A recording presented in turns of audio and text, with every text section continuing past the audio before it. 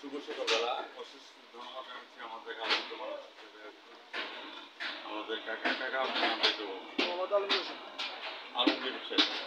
আলমগীর কাকা, আমি আপনার কাছে জানতে চাচ্ছি আপনার এই ব্যবসা প্রতিষ্ঠা কত বছর হয়েছে?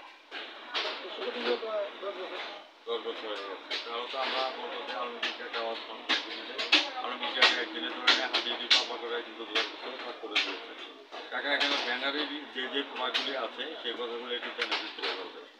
কোন কোন প্রোডাক্টগুলি এখানে মধ্যে আছে? এখানে যাবতীয় পুরাতন না প্লাস্টিক রড আইটেম কি আছে? না না এগুলো শুধু আছে যে প্লাস্টিক জাতীয় সেক্ষেত্রে আমি আপনার কাছ থেকে রিসাইকেল বিলকে আপনার এখান থেকে করে দিচ্ছেন। এখানে কতজন ওয়ার্কার কাজ করছে?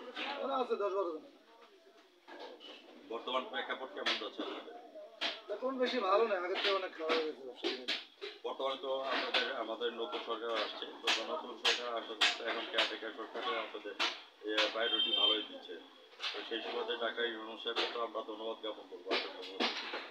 ঠিক আছে, টাকা অনেক সময় দেখা যাচ্ছে যে বিভিন্নভাবে বিভিন্ন সিনকেটভাবে বিভিন্ন চোরার মারা কি হয়ে নিয়ে চলে যাবে। আমাদের থেকে প্লাস্টিকের কোনো এই সমস্ত সাবজেক্ট নেই। সেটা আর কি। তো এখান থেকে রিসাইকেলিং করে আপনি এগুলি কোথায় কোথায় পাঠাচ্ছেন? ঢাকাতে পাঠাচ্ছি, ইসলামাবাদ।